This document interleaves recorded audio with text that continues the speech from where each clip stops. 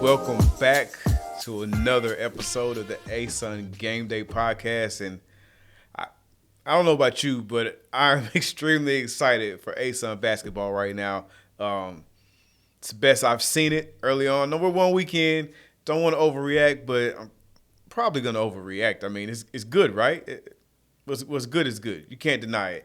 So let's just jump into it. A lot is going on, a lot to talk about. Again, this start has been amazing. On the women's side, just things I'm seeing. I like seeing Bellarmine having this early success. I think I said in the last episode, I think that they would have a good year. They would be higher than they were picked in the polls. I mean, you plays on the schedule, you're getting it done. One weekend, but it was not looking too bad. I mean, 3-0. What more can you ask for, right? You're winning the games that are on your schedule. That's love to see it. Love to see it. Something we got to talk about on the women's side, the news of the day today that head coach Carl Smesco is going to take the job of the Atlanta Dream in the WNBA, and Chelsea Lyles is stepping up. FGCU to take over the women's basketball program there. So I think look, FGCU has been FGCU. We talked about this last week. I know, since we talked, they had the game against Davidson, 1-point loss. They lost a couple days ago, I think Monday, to Columbia. They're 0-2. It's early. One weekend, as much as we don't want to overreact one way for the success we're seeing and just not assume that this locks somebody in to be a champion. We can't just look at 0-2 from FGCU and say that this by any means shows who they're going to be. But, hey, their coach is also not going to be there. So does this change anything? Yeah. On one hand, I look at it and say this makes it kind of wide open in a sense that, somebody else could step in. We talked about Central Arkansas finding a way to get back to the final and making things happen. Maybe this is the first final in a long time in the Atlantic Sun Conference that does not involve FGCU women's basketball. But I will say that I will not be shocked, surprised. I'm not going to gasp or anything when it's just business as usual down there in Fort Myers and they just keep trucking along doing what they've been doing. I think he's established a culture down there. Obviously, they're bringing in a coach who's been with him. I'm not going to be shocked. I'm just saying it's open, possibly, potentially, but until somebody else does it, I just can't be completely sold on the fact that FGCU women's basketball won't be in the same spot that they've been for several years. That's just, I think that culture is there. But hey, let's see what happens. On to the men. Austin P. I want to start there. That win on the road, 1-point game, or two. It was 2-point win at Butler. That just, I think, coming off of North Florida, that was the second thing that kind of had people like, oh, ASUN basketball is serious this year. I mean, that was a great win by the Govs, and then they followed that up and got a win Monday against UTC to remain undefeated on the year, 3-0, great start. They're one of two undefeated teams we have on the men's side because North Alabama is also 3-0. I'm not surprised at all about what UNA is doing right now. The Lions are starting 3-0 again. They had that win at Air Force. I think their most recent victory was against UT Martin. Kind of want to pay attention to what happens with the roster, what's going on health-wise with UNA.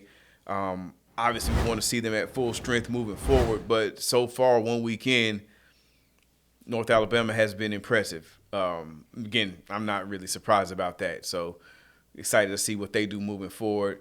And once again, for another week, still got to talk about North Florida. Got a little bit more about UNF later on in the podcast, but no way we could open this and bounce around talking about the league without mentioning the North Florida Ospreys. They followed up their first SEC win with an ACC win, beating Georgia Tech. They did fall, which was last night as we're recording this, to Georgia. Still a historic start. I mean, their highest ever ranking they've had in the mid-major poll. First time they're receiving votes in the national AP poll. This is a great start. Want to sustain it. Want to keep it going, but we can't not acknowledge this start from North Florida. So a lot of excitement, as we said before, going around in ASUN basketball for men's and women's. The eyes are obviously focused on the conference. So let's see what we get. But we also had our first set of weekly awards that came out this past Monday. And on the men's side, our men's basketball player of the week, J.O. from Lipscomb. I'm not going to make a mistake and try to say his name, but I cannot mistake his game. J.O. is who we thought he would be coming into the year, that the first week of the season. He's already just, again, like we said before, picking up like he left off. He's got some unfinished business. He's driving Lipscomb. I think that game last night with Belmont, close down to the wire as all those rivalry games go between those two teams. But I still think Lipscomb. I'm not jumping off the Lipscomb the bandwagon yet, thinking that they're really going to live up to that number one pick in our preseason poll. And on the other side, the other award we had on the men's side, the newcomer of the week, L.J. Thomas from Austin Peay. Austin Peay is doing what they did last year. They locked in a lot of newcomer of the week awards last year. No surprise that they've got the first one of the year.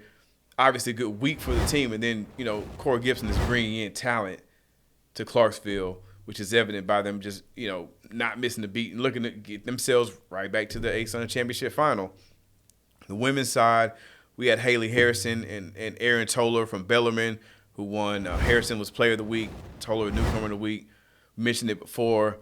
Bellarmine starting off 3-0, had a good week, took on some awards, and then Jasmine Gibson, North Florida, was our women's basketball freshman of the week. So one weekend, a lot of awards, a lot of things going on.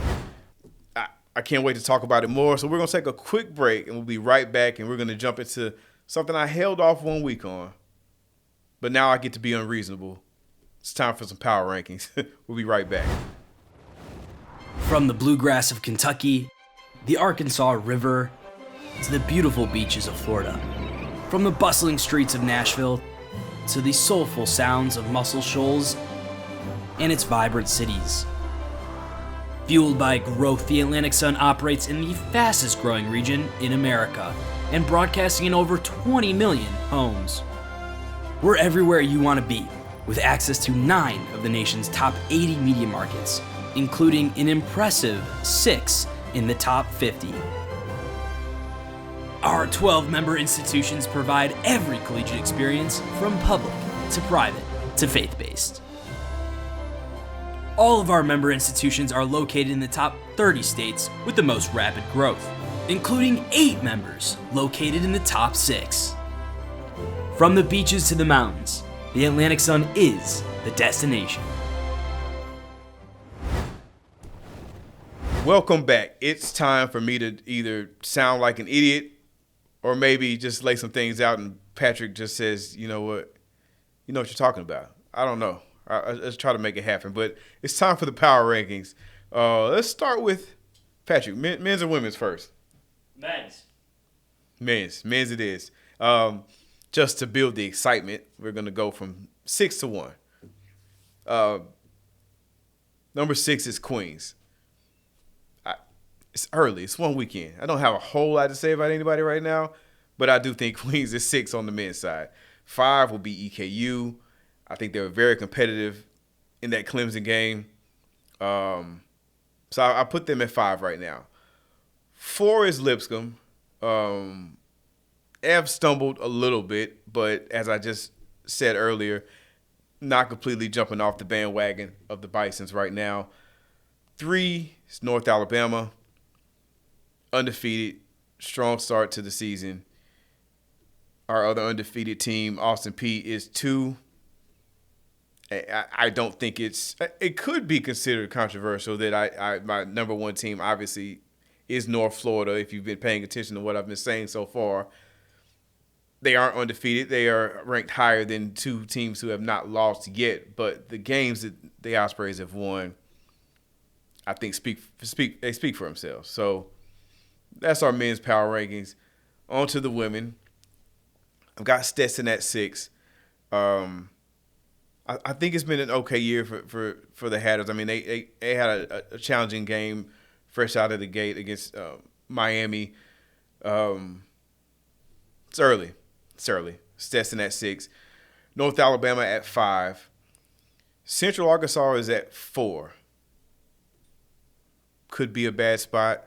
Team that hasn't lost being at 4. It is what it is. I've got Jacksonville at 3.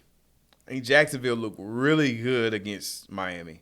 They did not win, but they were in that game to the very end. I've liked what I've seen this first week of Jacksonville. I've got Lipscomb at 2. Lipscomb did lose their first game. They've won 3 in a row. I think the only reason that I'm not putting Lipscomb 1 is because Bellarmine's won 3 games in a row and has not lost a game yet. So right now, Bellarmine is number 1, the power rankings. Is it way too early for it? Maybe so. But I got Bellarmine at women's basketball at number 1. Got North Florida men's basketball at number 1 on the men's side in the power rankings. And speaking of North Florida, had the opportunity to go over to UNF's campus, sit down with head coach Matthew Driscoll, talk about this amazing start to the season for North Florida. So right now, let's jump to that sit down with Coach Driscoll. William Hall here with Matthew Driscoll, head coach of North Florida. Coach, first of all, outstanding start to the season. A lot of firsts. The ACC win, SEC win, the receiving votes in the AP poll, 10th in the mid-major poll this week. First of all, I know you talked to me at tip-off about the returners that you had and how that was a formula to have a great start, a great team. Just how important is that core that you have to this success you've had early in the season? Well, first of all, to God be the glory. It's been an amazing scenario for 16 years, and to have something like this transpire with the newness that we have. And I think one of the other firsts that you didn't mention is this is the first time that a Power 4 ever hunted us as opposed to us hunting them. And that's how we felt last night. Mm-hmm. Like they really were locked into what they needed to do in order for them to kind of stop what we were doing, so to speak. And so that was a neat feeling, not while it was going on, but nonetheless, as you look back on it, that someone was actually hunting us, and we're not even in a Power 4 type of a scenario. And when you have this group that I've said all along is a different group, and none is more like the other teams were really special. The other teams were really talented. This group is just different. For them to have an esprit de corps that they have and the ability to come together and feel good about themselves, and also, too, learning our system, which is simple, but it's got a lot of sophisticated intricacies that really makes us special when we get to January 2nd, the beginning of the ASUN. That's when we continue to grow through this non-conference. And so I think we're a little ahead of schedule. 13 of the 14 guys on the roster, they've only been with us for a year and 4 games. Max, Josh Harris, who's having a phenomenal freshman campaign already, has only been with us for 4 games. And so the older guys, 5 that played and all starters at some point, those guys have really, really embraced what leadership looks like, and not just verbally, but listening, encouraging, uplifting, helping them understand, no, this detail, because we've always been, and it's always going to be true. Your success, our success, we as human beings, I just became a grandfather on November 1st to Baylor Scott. So exciting. All those things are so important when we lead and we help others understand the littlest detail makes the biggest difference. And to me, that's where we've separated ourselves. We've defended well, we've rebounded well, though last night not quite as well, but still to go against a team that was averaging 19 second chance points a game and to have those big, strong, physical interior guys. And so I'm proud of that I love the awards for leading the country and, 3-point shooting and all those kind of great things. I also like that NCAA tournament award up there too. But most importantly, we've done it in a lot of different ways. But because we have the ability to stretch it and the ability to do it at so many different levels, it's created, like Mike White said last night, if you listen to his post-game press conference, he's played us many times at Florida and Georgia. And he said, and this was a cool compliment, and I shared it with the guys, that this team looks different than the ones we've played in the past. And they're not just a 3-point shooting team. They're getting downhill. They're playing off two. We shot 78% at the rim against Georgia Tech and shot 29 free throws. Now, last night, it wasn't quite the same. I think there was 29 free throws shot in the whole game, but it was like 24 for them and 5 for us or something like that. A little different. But my point is, people see, we see, and we've coached and recruited. And William, I think the one thing about this profession and why I've always been, if you look at those awards behind you when we were the coaching staff of the year, we're the program in the Atlantic Sun that started that. Because it's a coaching staff of the year. We're the all-time winningest coaching staff in the history of the ASUN. And that's so critical to what we're doing. They've recruited their tail off. It was the roughest, hardest recruiting period we've ever had in our history. We've had more visits than we ever had in our history. We didn't get guys that we thought were no-brainers for their style of play and just, as human beings and all that kind of stuff. But there's other factors pulling at them, right? And so when these factors are pulling at them, then you've got to keep going. But God might not be early, but he ain't never going to be late. And then Liam Murphy comes up. Because we lost like 4 or 5 dudes like that. And we're like, what are we doing? Like, Jake Vanderheiden just shot 42%. Like, how can we not get a dude? And then he was like, pump your brakes. Like, I got this dude, you'll see. Just keep on knocking, right? Ask and you'll receive. Yeah. And sure enough, Liam Murphy showed up. And, he's just a different breed. Right. Sometimes he thinks he's Luka, which he ain't. And sometimes he's Klay Thompson, which he is. Right. Yeah. He's probably leading the country in 3-point percentage, I would think. And so I don't know. I don't look at that stuff. Yeah. But my point, I do look at it, but I don't really look at it. Somebody else looks at it for me. But so that's why this team, when you look at those people I just mentioned, Cameron Oriole, I think those two combined made 9 threes last night. And you look at that newness that comes in. And on top of all that, on the bus ride to Georgia, you know what we were doing? What's that? Cheering on Chaz Lanier. Like, that's when we beat South Carolina, Chaz FaceTimed us right away. Okay. So it's family. Yeah. And coach coaches them hard. And it's hard for coach a lot of times. And it's exhausting at times for me physically. And it hurts my heart sometimes too. But I also understand what's in front of these guys. And if you're winning and you let those little things go and it's okay to take that shot and it's okay to do this and okay to do that, now that can manifest into a whole lot of things down the road. It's hard to pull back. Jalen Smith's a great example. If we don't coach him hard and Amitri tears his ACL and all of a sudden, William, you're starting. And now I'm coaching you hard. Yeah. You're going to be like, what are you doing? Oh, now I'm a starter. You know what I mean? Yeah, that's fair. So now, become a sophomore, become a junior. Does Nate get a little bit more leeway? Of course. Does Oscar get a little more leeway? Of course. I still got to stay on Jalen and Josiah, though. They ain't ready yet for that. But they're close. But they ain't ready. But you understand what I'm saying. Yeah. So I think those guys understanding all that and us as coaches understanding that to me is why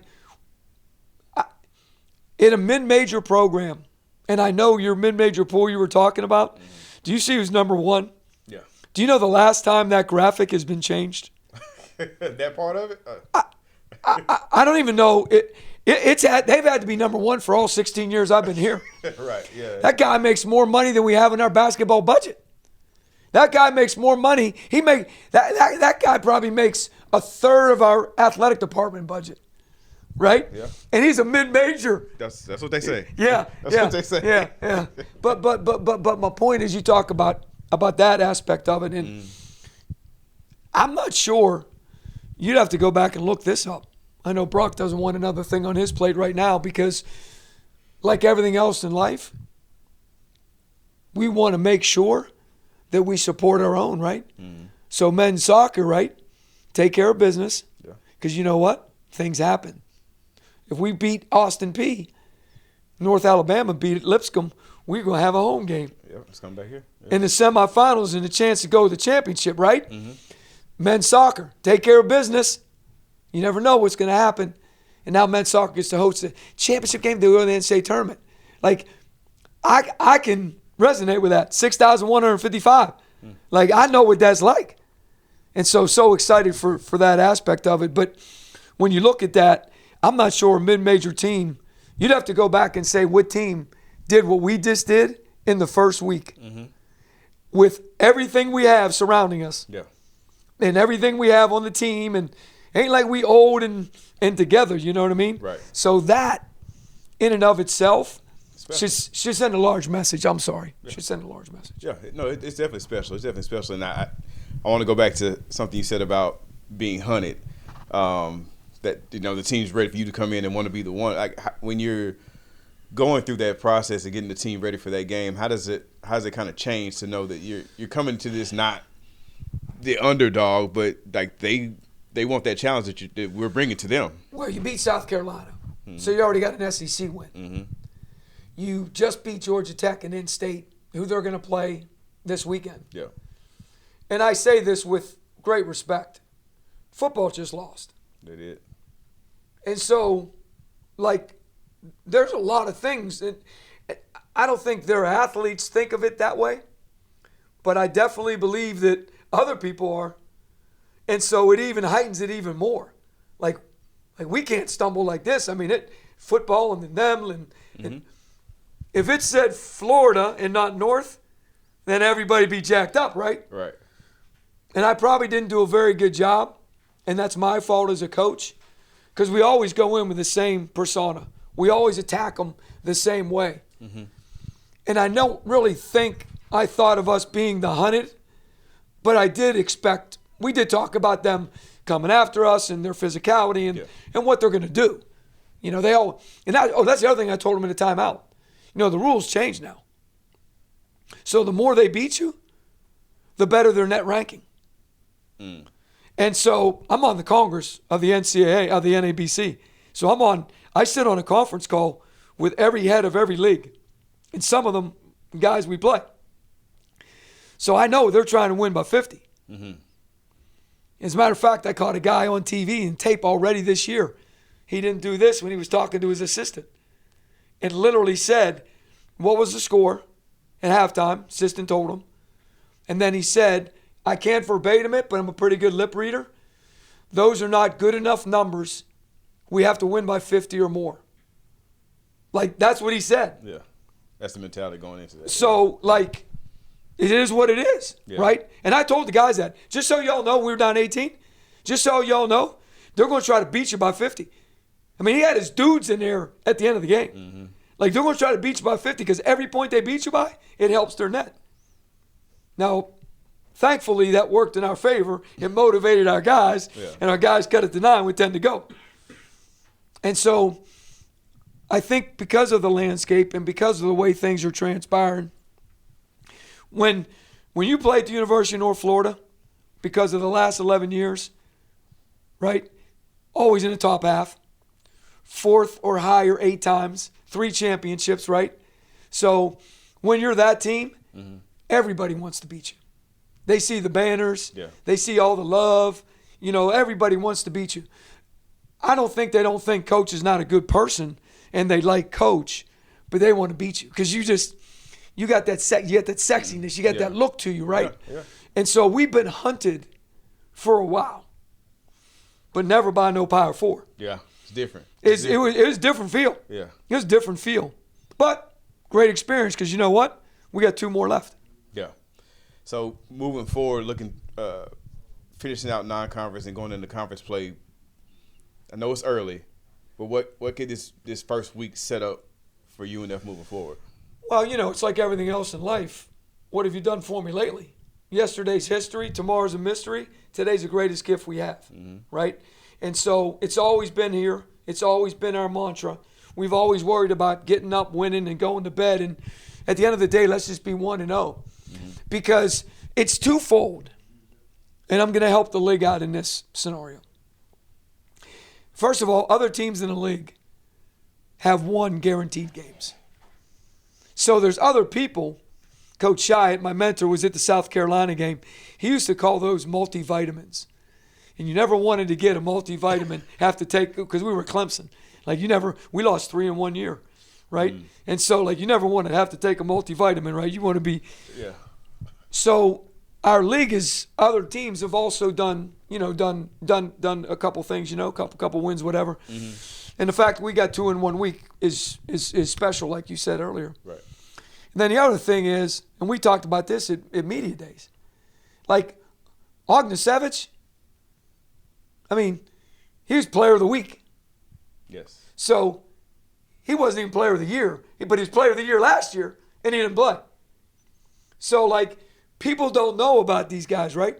The dude who was newcomer of the week from Austin Peay. I think he had 30 at home against a non-1 or something like that, or 29 or whatever. It doesn't matter. But, they played for the championship, and they get this, this power. Well, nobody knows. He averaged 4 points or whatever, And you look at Ortiz from North Alabama. I think they're still undefeated. He was playing at UAB. Yeah. And he came back. Right. Not to mention they got a lot of experience back and a lot of guys back that have been with the program. Not to mention EKU and Bland's back in town. Yeah. And only because we're doing this, you got to mention Central Arkansas because they got a new team. You got to mention Bellarmine because he's one of the greatest coaches to ever coach the game. Right, you've already talked about Lipscomb and Austin Peay. You know what Queens can do because they play so fast and they want to score the ball. Yeah. And then West Georgia, they're new in the league. Who knows? Right. And don't be fooled now by Stetson just because all them dudes left. You understand? Yeah. You got Florida Gulf Coast right down the street from them, who obviously has been in a couple games against some guaranteed money. Yeah. And JU, I think they were picked second. I think right. I'm not positive, but I think they were picked second, and they got that experienced backcourt, and then the inside physical play, and then some good transfers too. Right. I name everybody, right? Yeah. So my point is, ain't no bulletin board material. So my point is, when you get to the league, it's twofold. What have you done in the non-conference to prepare you? But when you get to the league, the beauty of our league, in my opinion, and I know it's probably going to change, but in my opinion, every game matters. And our saying is, which one keeps you in, which one keeps you out. And it might be out of the tournament because only 10 go. Or it might be out of a home seed. So last year when we played at Austin Peay and we lost in double overtime, that one game was for the home 4th seed game. Well, Coach, that one game was for the home 4 seed game. We beat NJIT at home, last place team in the league. We won an outright championship. We'd have been a home seed. We'd have played Stetson instead of Lipscomb and then beat Stetson. If we would have, we'd have had Liberty at home for the championship. That one game, right? So that's how we deal with it. Every single night is critical. And you've got to bring it because it's the league. And by January, everybody knows what you're doing. Yeah. So it's about players, not plays. And the more player coached you are, the better chance you have. Because when talent's equal, right, character and chemistry are going to separate you. Right, and you've got to have that esprit de corps that you've built through that non-conference. Yeah. Well, Coach, not sure that's the answer you wanted to that question. It's the answer I got. I love it every time.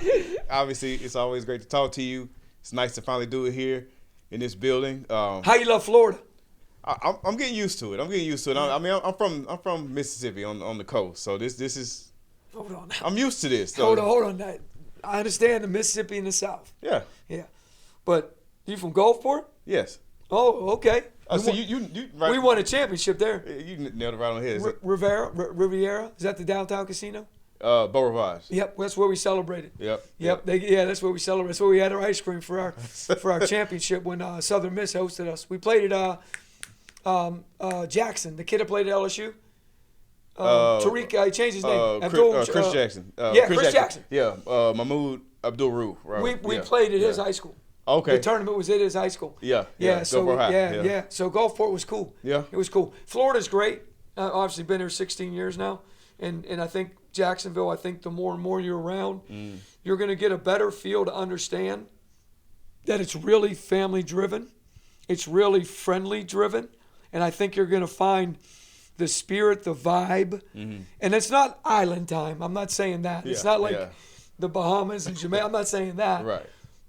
But when you cross that ditch and you go over that ditch and you almost leave, you get to that island over there and you leave that world behind you, man, it's special. Yeah. It's special. Well, we're glad to be here. I'm glad to be here. So we're glad that you're here as well. Appreciate it. Always good talking to you. Thank you for having me. Yep. Congratulations on the set so far, and then obviously we'll talk soon, and good luck the rest of the way. Appreciate you. Yeah. Thank you. It's always great to talk to Coach. So now just looking forward, we've talked about what we've done so far. Let's take a look at some things we've got coming up, some matchups and games to watch. This Saturday, Bellarmine is at Detroit Mercy. I want to tune into that game. I've got that kind of mark. I just want to see if Bellarmine can keep it going. I mean, can they keep winning? We'd love to see it. I think that's a test on the road, but we'll see. And then Sunday, FGCU is having their home opener against former ASUN member NJIT. First game post Carlos Mesco. I don't anticipate anything interesting happening in that game, but if it does, we'll talk about it next week. On the men's side, we got West Georgia at South Florida on Friday. I want the Wolves to get their first Division I victory, so be tuned into that one. And also Austin Peay at Tennessee on Sunday. Tennessee's ranked. That's going to be a tough game for Austin Peay, but love to see the Govs get another power win. And why not knock off a ranked opponent at the same time? And just looking around the ASUN outside of the basketball world, because it is still that time of the year. We are still in our championship season. Congratulations, Lipscomb, claiming our women's soccer championship. We've got our men's championship final is this Saturday. We got Central Arkansas coming to North Florida. I mean, these two teams have combined for 58 goals this season. And we saw 8 of them the last time that they played. Now, that was 6-2 in favor of UCA. So, potentially, there's a bit of a revenge on the mind of North Florida. I know they want to win the championship more than they want to get revenge. But that 6-2 kept them out of being sole possession of the regular season trophy. So, somebody comes in to put 6-2 on you on your home field. You love an opportunity to get back at them. And what better revenge would that be than to get your revenge and take the tournament trophy home with you? Well, not home with you. You're already at home. Just go put it in the case with the rest of them. Now, this will be North Florida's first men's soccer championship title since 2015. I'm sure several people feel like they're overdue for that championship. On the flip side, UCA hasn't won one at all since they've been here in the conference. They've been to the final before, so this is not unfamiliar to the Bears, but getting it done on someone else's home field will be what they've had to do each time they made it to the final before. They were unsuccessful in the past. We'll be tuned in, locked in person on Saturday to see if they can get it done. So we're lined up for a great men's soccer championship final. And next week, it's volleyball championship week. We got 8 teams that are going to be down in Fort Myers for our volleyball championship. 7 of those seeds are already locked up. We got 1 up for grabs. Got a couple games to close out the season, trying to get the seeding right. But next week we'll be locked in for volleyball. So it's championship season is winding down. But as we said before, basketball season is just ramping up, and it's as hot as it's ever been. So now before we close out the show, we're going to jump into a different segment, something new, see how it goes. We're going to need some participation to get this thing going in the future. But starting off, it's the mailbag. We're asking for some questions on our social media channels. You can put them in the comments. You can DM us, however you want to get them to us, email, whatever you want to use. Get us some questions. and I'll answer them here on the podcast. So we got 2 questions this week. First week, best week. Let's go. Is there another power conference game that an ASUN team can win? I'm going to say optimistically we'll get them all, but realistically, I think that looking on the schedule, Jacksonville, Virginia Tech, Robert McCray, I think he's a problem. I think the Dolphins may be able to pull that one out. That will be a men's one I can throw out there. And then on the women's side, Stetson UCF. I like what Stetson does every year. You kind of look at that team, and they kind of punch up, so to speak. They give you a fight, and I think our teams are very competitive. And obviously, from what we've seen in the first week, we can win those games. From what we've seen, we can be in those games. There's no reason why we can't get some more. So those will be 2. So the answer to the question is yes. I think there's another one.